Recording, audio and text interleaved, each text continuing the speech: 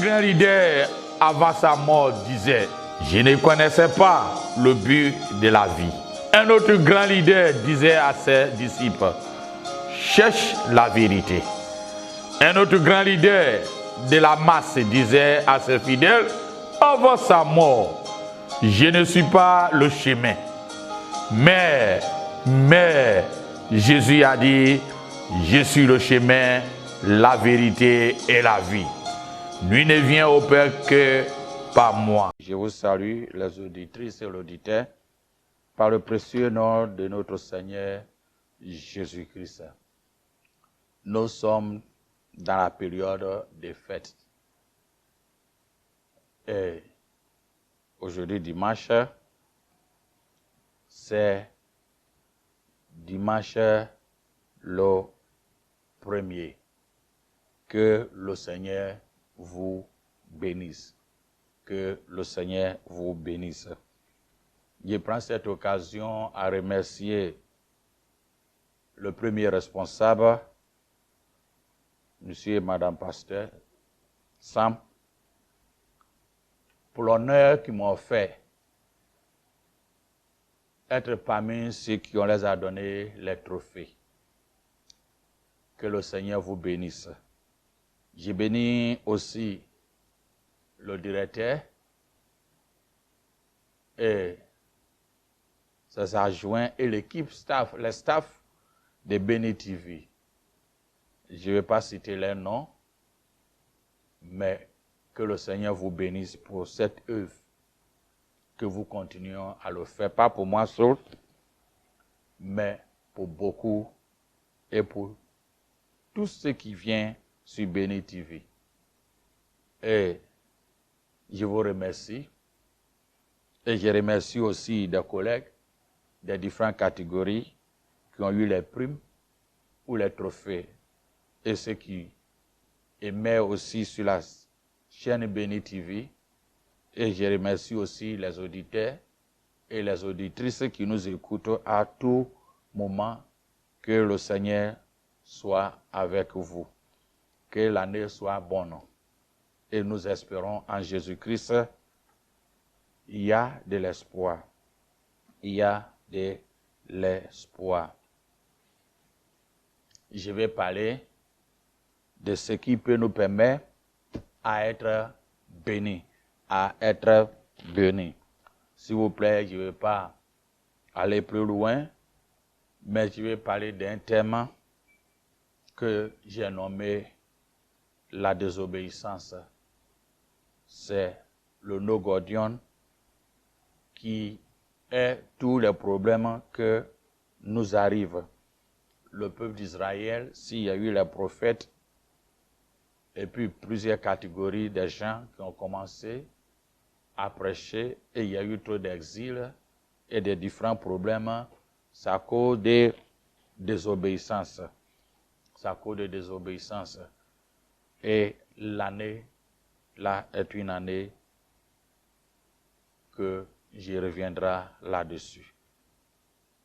La désobéissance, c'est l'action de désobéir.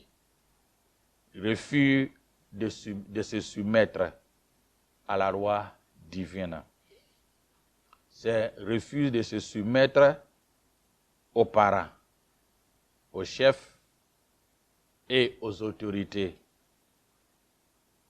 Aussi, le refus d'appliquer universellement les règles établies.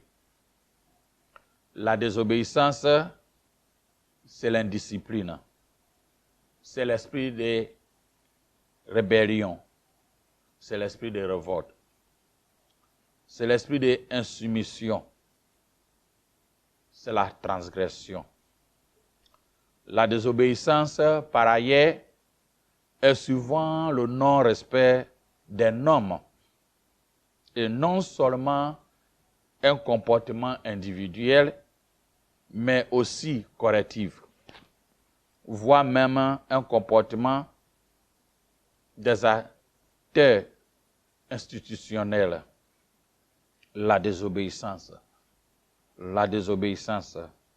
Je parle dans le contexte chrétien.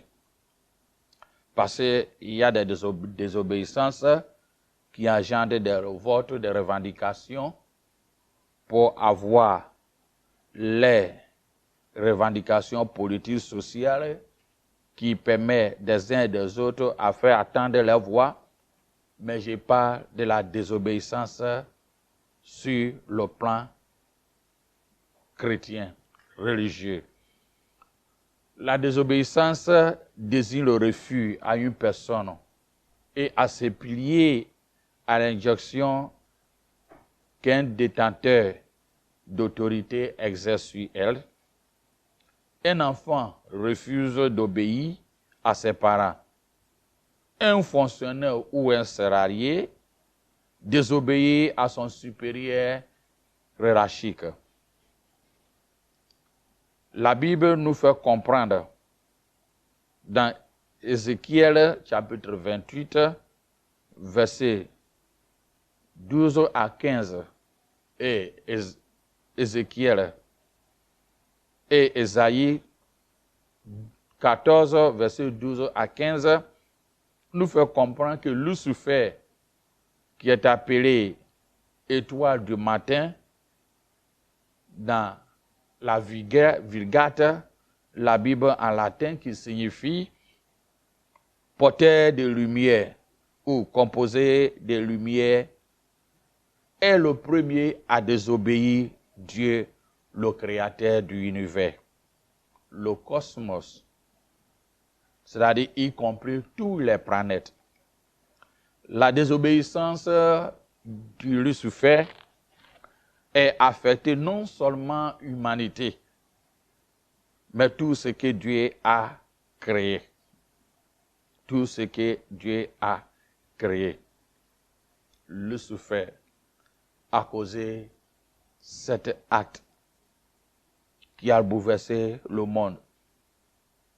Les Arabes l'appellent Lucifer ou le diable, Iblis ou Iblis, qui est une figure, selon le Coran, généralement dans un contexte qui est lié à la création d'Adam et l'ordre de se prosterner devant lui. Les trois groupes de la religion monothéiste, judaïsme, christianisme et islam, reconnaissent que la désobéissance vient de diabolos, en grec diabolos, qui est le diable. Toute notre relation avec Dieu est basée sur l'obéissance. Pour un chrétien, sa relation avec Dieu doit être basée sur l'obéissance. L'obéissance engage le chrétien à se ouvrir à la volonté de Dieu. Elle est un acte de foi qui incite à rechercher la volonté de Dieu dans les événements et dans le défi de la vie. Jésus a été l'exemple suprême de l'obéissance à notre Père céleste. Il a dit, « Je suis descendu du ciel pour faire non ma volonté, mais la volonté de celui qui m'a envoyé. » Quand nous lisons Jean chapitre 6, verset 38. Il a consacré sa vie à obéir le Père qui nous donne cet exemple. Pourtant, étant Dieu, cela n'a pas toujours été facile, mais il a fait pour notre bien. Il a fait pour notre bien. Et mon désir est que l'année 2023 soit une année d'obéissance pour toi et moi. Parce que c'est l'élément clé qui peut te permettre, toi et moi, à recevoir quelque chose de la part de notre Seigneur Jésus-Christ. Souvent, on aime avoir de bonheur, mais on refuse d'obéir. obéir. Jésus nous fait comprendre dans Jean chapitre 8, verset 31 à 32, en disant ceci. Si vous demeurez dans ma parole, vous êtes vraiment mes disciples. Vous connaîtrez la vérité et la vérité vous affranchira. Vous connaîtrez la vérité et la vérité vous affranchira. Dieu a donné ses commandements pour notre bien. Ce sont des instructions pleines d'amour que notre bonheur et notre bien-être spirituel et physique reposent. Il y a une loi irrévocable décrétée dans le ciel avant même dans la fondation du monde sur laquelle reposent toutes les bénédictions. C'est par l'obéissance. L'obéissance. L'obéissance. C'est très important pour toi et moi. C'est très important pour toi et moi. J'aime toujours ces versets. Dans Deutéronome 28, versets 1 à 14, qui dit ceci. Si tu obéis à la voix de l'Éternel, ton Dieu, en observant, en mettant en pratique tous ces commandements que je t'ai prescrits aujourd'hui, l'Éternel, ton Dieu, te donnera la supériorité sur toutes les nations de la terre. Verset 2, il a dit, voici toutes les bénédictions qui se répandront sur toi et qui seront en partage lorsque tu obéiras à la voix de l'Éternel, ton Dieu. Tu seras béni dans la ville, tu seras béni dans les champs. Le fruit de tes entrailles et le fruit de ton fruit, le fruit de tes troupeaux, les portées de ton gros et de ton menu bétail, toutes ces choses seront bénies. Ta corbeille et ta houche seront bénies. Tu seras béni à ton arrivée et tu seras béni à ton départ. L'Éternel te donnera la victoire sur tes ennemis qui s'élèveront contre toi. Ils sauteront contre toi par un seul chemin et ils s'enfuiront devant toi par sept chemins. L'Éternel ordonnera à la bénédiction d'être avec toi dans tes greniers et dans toutes tes entreprises. Il te bénira dans le pays que l'Éternel, ton Dieu, te donne. L'Éternel te comblera de biens en multipliant le fruit de tes entrailles, le fruit de tes troupeaux et le fruit de ton sol, dans le pays que l'Éternel a juré à tes pères de te donner.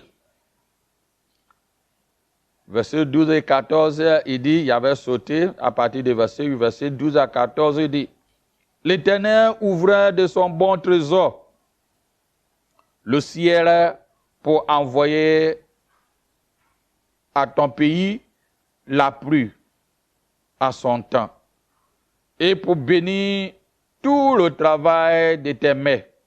Tu prêteras à beaucoup de nations et tu n'emprunteras point. Et que tu ne détourneras ni à droite ni à gauche de tous les commandements que je vous donne aujourd'hui, pour aller après d'autres dieux et pour le servir.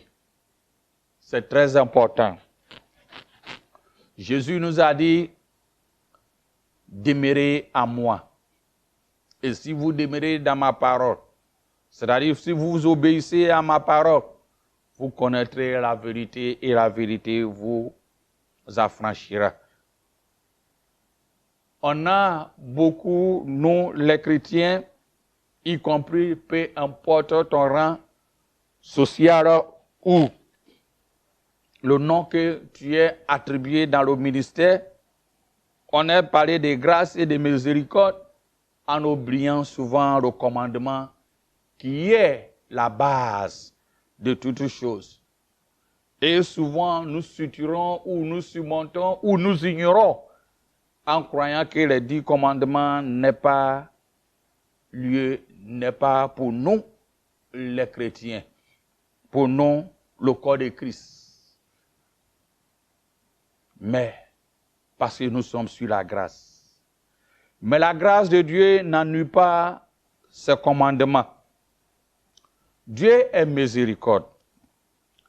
La miséricorde, c'est quand Dieu ne nous punit pas par nos péchés commis.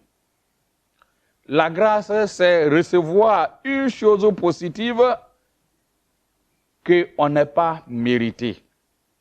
Prends l'exemple de la femme adultère que la Bible nous parle dans Jean chapitre 8, versets 1 à 11. La femme a obtenu la miséricorde, c'est-à-dire hors de la punition à mort selon la loi de Moïse. Ainsi la grâce, parce qu'il ne méritait pas à vivre, mais il a eu cette grâce. Il a eu cette grâce. De temps en temps, Dieu nous fait grâce. Par sa miséricorde, il nous donne la grâce. Miséricorde vient avant la grâce. Il ôte ce qui est la punition. Et il nous donne ce que nous ne méritons pas. Oh Dieu, que Dieu t'aide et il m'aide. Dans cette année 2023, que nous prions l'Éternel à rester dans l'obéissance. La grâce de Dieu, comme j'ai dit, n'annule pas le commandement. Notre Seigneur Jésus a dit ceci. Si vous m'aimez, gardez mes commandements. Dans Jean 14, verset 15. Plus tard, il a déclaré, dans Jean 15, verset 10, si vous gardez mes commandements, vous demeurez dans mon amour, de même que j'ai gardé les commandements de mon Père et que je demeure dans son amour. Psaume 34, verset 9 à 10 dit ceci. Craignez l'Éternel, vous, ses saints, car rien ne manque à ceux qui le craignent. Les lionceux éprouvent la disette et la faim, mais ceux qui cherchent l'Éternel ne sont privés d'aucun bien. C'est important pour toi et moi de cette année 2023 à ne pas être soucieux ou dans l'état de dépression, inquiétude, confusion pour tout ce qui se passe. Ce qui est important, demeurer dans l'Éternel, garder ses commandements. Dans Psaume 91, il dit ceci. Celui qui demeure à l'abri des Très-Hauts se repose à l'ombre de Tout-Puissant. Dieu est avec nous. Quel est le commandement que Jésus nous prescrit? Dans Matthieu 22, versets 37 à 40, il nous a dit ceci. Le livre de Matthieu est la transition de l'Ancien Testament, les rituels de l'Ancien Testament, arrivé à ce nouveau. Donc, Matthieu parle beaucoup ce qui concerne la loi divine. Il dit, tu aimeras le Seigneur ton Dieu de tout ton cœur, de toute ton âme et de toute ta pensée. C'est le premier et le plus grand commandement. Et voici le second, qui lui est semblable. Tu aimeras ton prochain comme toi-même. Ces deux commandements dépendent de tous les rois et les prophètes. Ces deux commandements n'annulent pas les 10 commandements, ce que beaucoup ne croyons pas. Les deux commandements n'annulent pas les 10 commandements que Dieu a prescrits dans Exode 20, verset 12, ou Deutéronome 5, verset 16, qui dit « Un seul Dieu, tu l'adoreras et aimeras parfaitement. Son saint nom, tu respecteras, fuyant le blasphème et le faux serment. Le jour du Seigneur gardera, en servant Dieu dévouement, selon la loi sabbatique. Honore ton père et ta mère. Tu ne tueras pas.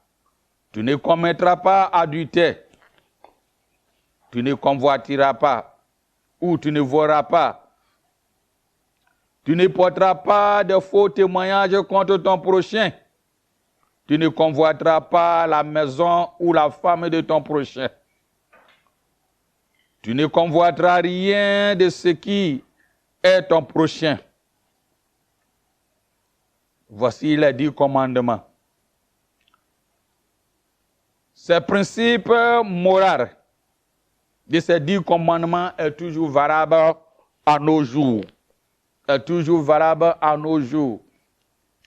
Christ est venu, l'a compris. Quand tu aimes ton prochain comme toi-même, tu vas honorer ton père et ta mère. Tu vas honorer les supérieurs. Quand tu aimes ton prochain, tu ne le tueras pas. Quand tu aimes ton prochain, tu ne commettras pas adultère. Quand tu aimes ton prochain, tu ne voleras pas. Quand tu aimes ton prochain, tu ne porteras pas les faux témoignages contre lui. Quand tu aimes ton prochain, tu ne convoiteras pas sa maison ou ses biens. Quand tu aimes ton prochain, tu ne convoiteras rien de ce qui est de lui. Regardez les 10 commandements. Quand Dieu dit aime ton prochain là, ce n'est pas une question de sexualité, mais c'est une question qui reflète et il résume le 10 commandements. Quand nous lisons le Nouveau Testament, Christ est venu. Au contraire, il a ajouté, mais pas déduit. Aimer ton prochain comme toi-même et d'obéir tes parents. Et ne tue pas. Ne commets pas adultère, ne vole pas, ne porte pas de faux témoins, le mensonge. Ne dis pas ce qui n'existe pas à l'égard de ton ami en le faisant tuer pour des gains que tu veux. Quand tu aimes ton prochain. Que cette année soit une année. Si tu n'as pas gardé le commandement, nous devons garder, nous devons appliquer à cette loi que Christ nous a donnée. Gardez mes commandements. Gardez mes commandements. Parce que son arrivée est proche. Et c'est très important. Dans le chapitre 5, versets 17 à 18, Matthieu nous fait comprendre sur le sermon de montagne, on trouve les paroles de Jésus qui dit « Ne croyez pas que je suis venu pour abolir la loi, les prophètes. Je suis venu non pour abolir, mais pour accomplir. En effet, je vous le dis en vérité, tant que le ciel et la terre n'aura pas disparu, pas une seule lettre, ni un seul trait de lettre ne disparaîtra de la loi, avant que tout ne soit arrivé. » Le sens du terme aboli est particulièrement important pour cette étude. Il s'agit du grec kataluo, qui signifie épuiser, s'effondrer, se déségrader ou désagréger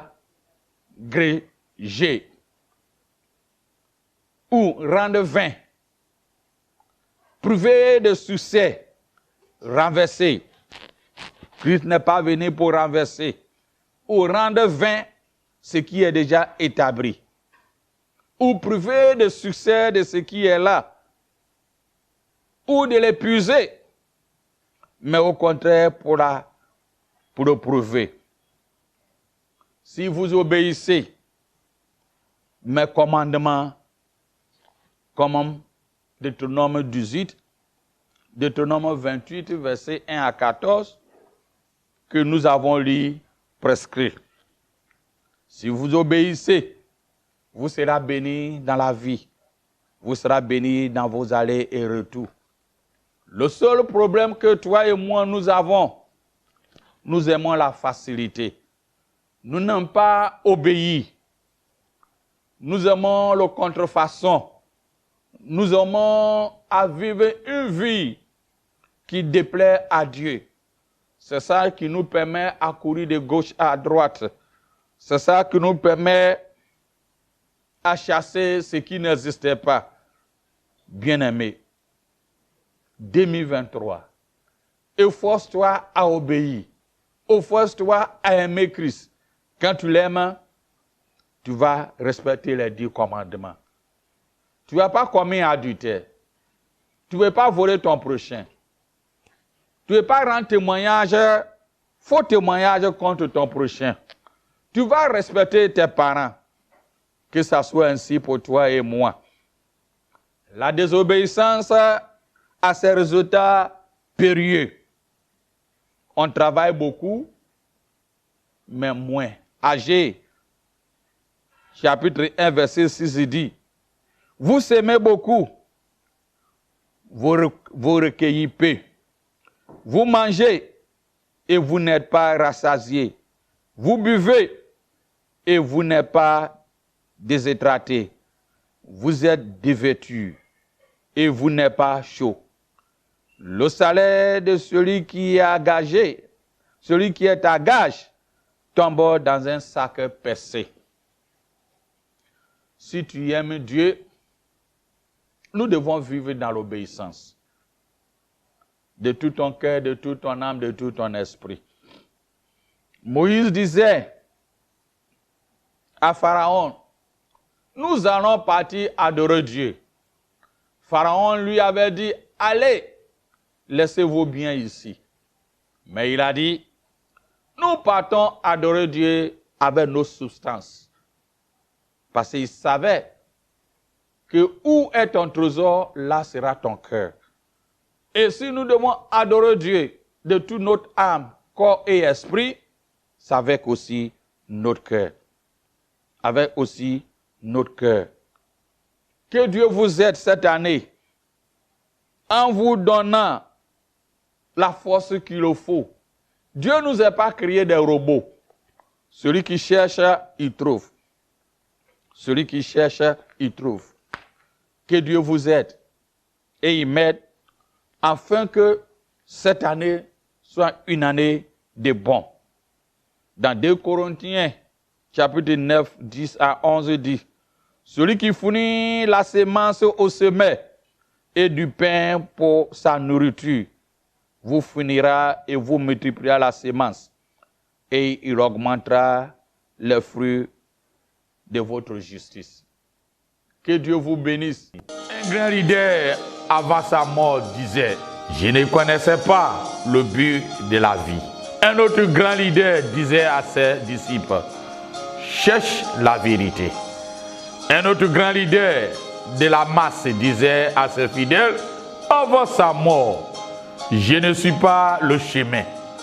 Mais Jésus a dit, Je suis le chemin, la vérité et la vie. Nul ne vient au Père que par moi.